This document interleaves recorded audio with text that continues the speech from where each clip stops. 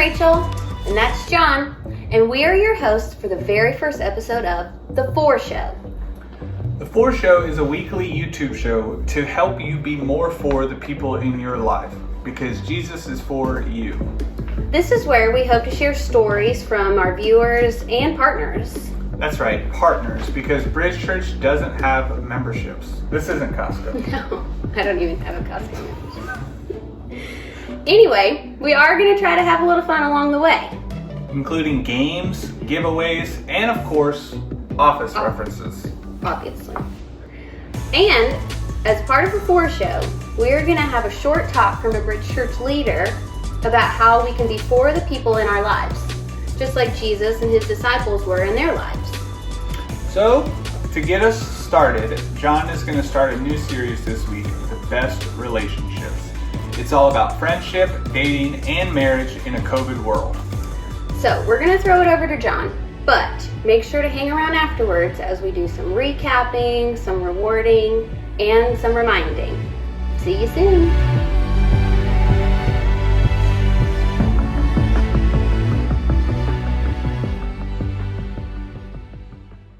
I struggle paying attention, being absent at moments instead of being fully present where I'm at. And some of it is technology, right? You know, that there's all of these things that go off on my wrist or with my phone or with my, computer. And sometimes they all go off at the same time because of my Mac obsession that I have. But I really can't blame technology. I'm a squirrel.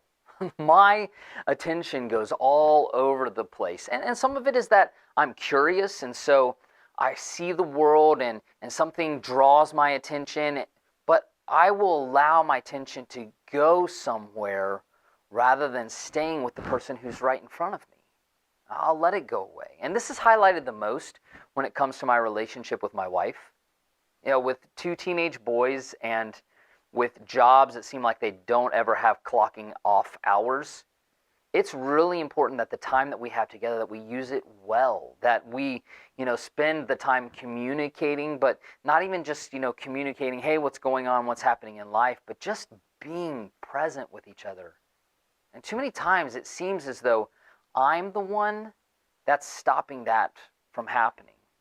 And I think that we all sort of struggle with this to certain degrees, and maybe it's environmental for you. Maybe it's your technology and all the things that you have going on in your life. Maybe it's environmental of your life is kind of cluttered either in your mind from all the things that you have to do, cluttered with, your kids and the schedules and things that they have going on, cluttered with maybe just clutter, and it kind of distracts you from what's going on in your life. Maybe, it's personality. Your personality is one that you're just kind of distracted. It's hard for you to really pay attention and to be there with someone. But all of this communicates in our lives something that we don't want to say to the people that we love and care about the most. It says, I don't care about you.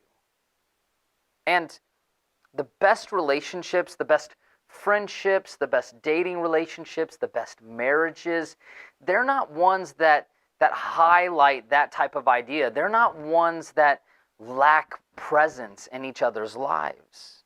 It's been said that the very best present that you can give to someone is your presence, is being there with them. But in our distracted world, we miss out on a lot of that. And to add to that now, in a COVID world, for some of us, there are people in our lives that we care about deeply that we've not been able to be with physically for almost a year now. We've not been present with them physically. And then when we are with people, on top of it, then we're still distracted. When we do actually get to see people, we're still kind of distracted. Plus, many of us are working from home, right? That's the new thing. I'm working from home. So we're not bringing work home anymore. Home just is work. That's what it is. And it adds another distraction because email's constantly going off and there's always that thing that's looming that still needs to be done.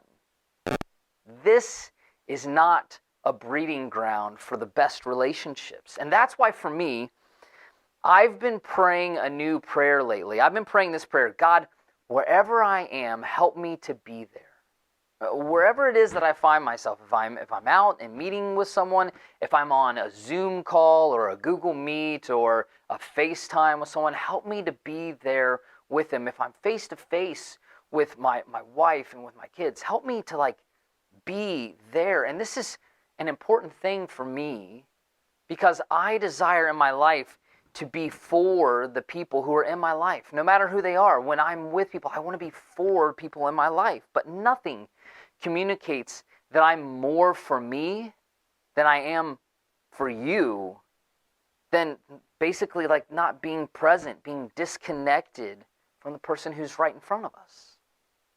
So if we all desire the best relationships, which I think we can all get on board with that, right? We want our relationships, our friendships, our dating relationships, our marriages, no matter what it is, we want them to be the very best that they can be. This is where I think we can take a page out of the life of Jesus. In John chapter 11, there's a story of Jesus when he wasn't present physically when something happened in the life of some of his friends. He actually wasn't present for when one of his really good friends and someone that he almost accounted as a brother died. And so he wasn't there for this guy's two sisters, Mary and Martha, that he was very close with, and he wasn't there when Lazarus actually died. And this was a big deal because, like I said, Jesus was very close friends with Lazarus and with Mary and with Martha. He loved them very dearly. But then Jesus, shows up in everyone's mind, too late. He shows up to the party way too late. But in Jesus' mind, it's the perfect timing. He's getting there right on time because he was wanting to reveal something about who he was to them. Now, some of you grew up in the church, and so you're running out ahead of me right now. You know how this story goes and how this ends and everything. Just slow your roll for a second and stay with me, hang with me for just a few minutes. So Jesus finally shows up, to his friend's house where his their brother has died, his friend has died, and I'm sure they're a little bit upset. And actually, they just hear that he is coming, and they're a little bit glad that Jesus is coming because Jesus was such a comforting relationship to them. And as Jesus gets close, the text tells us that they heard. This is John 11 in verse 20, that they heard, or specifically Martha, when Martha heard that Jesus was coming, she went out to meet him. But Mary, her sister, stayed at home. And Martha said to Jesus, "Lord, if you had been here, my brother would not have died. But I know that even now God will give you whatever you ask." So Mary expresses some frustration to Jesus. If you'd have been here, this wouldn't have happened. Where were you at? What were you doing? What was so important that you missed out on this? But she also gives, she expresses some hope simultaneously. I know still that, if you ask, anything is possible in this moment. But at this moment, Jesus does something very different from what I would do. Now, I know that's not a shock. This is not a surprise to anybody. Oh, Jesus did something different than what John would do. Yeah, I know that. But it's so amazing because Jesus is present before he gives her the very best present that he could ever give her in this moment. And he easily could have looked at her and said, "Hey, Martha, just chill. I'm Jesus. Relax. It's okay." Or he could have done what I think is more like what I would have done. He could have just pushed past her, gone on because he knew what he was about to do and just fixed the moment. I feel like that's more my personality. Just I've got something to do and you're kind of in my way right now.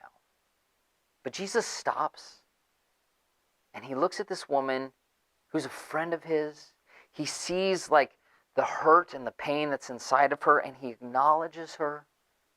He acknowledges her pain. And then he speaks directly to her, all while knowing that in a very few minutes, the very thing that is paining her, he's going to fix, he's going to repair. In verse 23, Jesus said to her, "Your brother will rise again." This is so fascinating to me.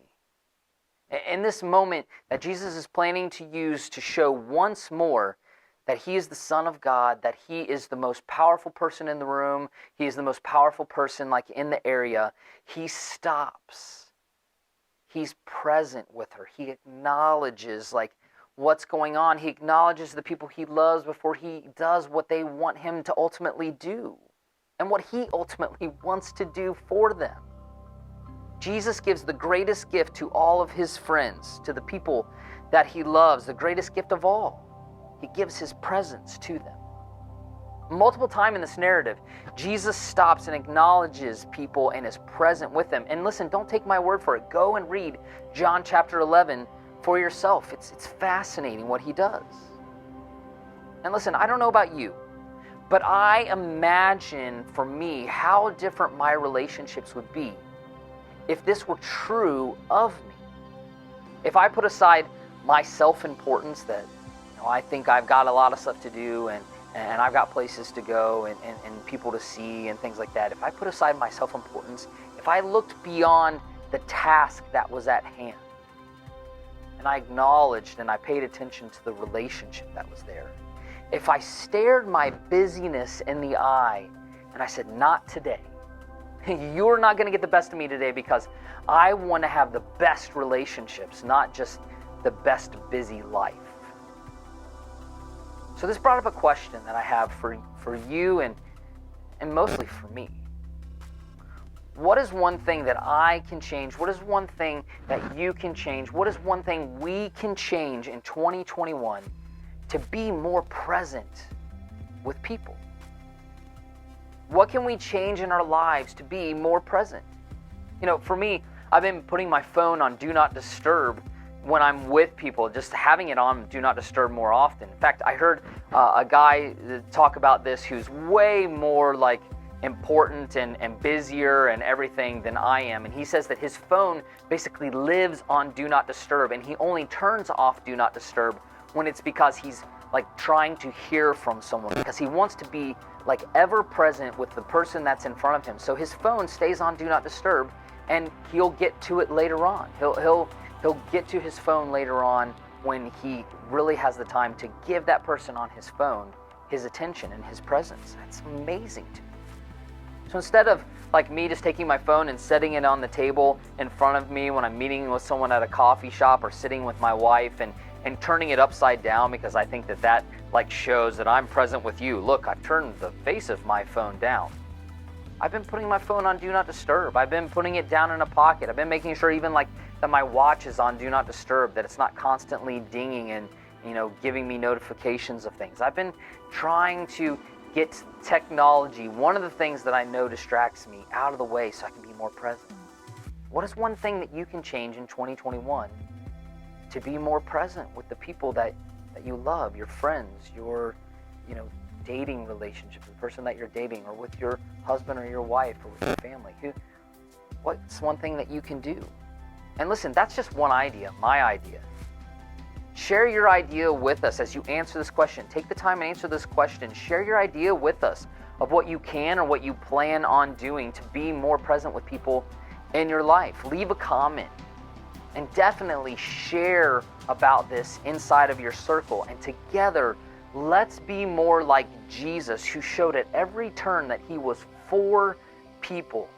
He was fully present. And with that, he had and he encourages us to have the very best relationships.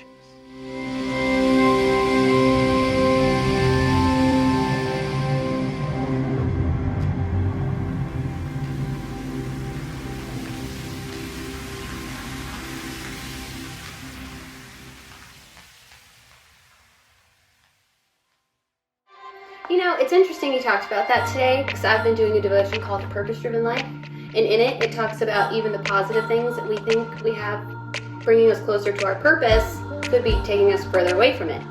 So I've been thinking about cutting out some of the things in my life so that I can be mentally present in my relationships. Well, as long as you're not cutting out coffee, because nobody wants to see that. That's a true statement, yeah. Speaking of coffee, don't we have a reward? We do. Yeah, it's actually a $5 Coffee Hub gift card. And how can they win it? Simply, by being the first to comment how many Coffee Hub locations there are. So another great place that you can get coffee is our circles. Our women's circle starts tonight, our men's circle starts Friday, and our couples circle starts Wednesday. I'm personally doing the couples and the women's night because I obviously need a lot of help.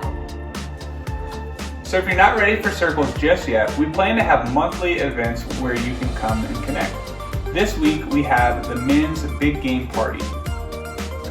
All of this is possible because of our generous givers. They help keep the good going and the giveaways happening. It basically just helps us be for Dayton. And you can do all of this on our website or through the Church Center app. Yes, you can. Now before you go, take a second, subscribe, leave us a comment, maybe with some questions or ideas, or just give us a like.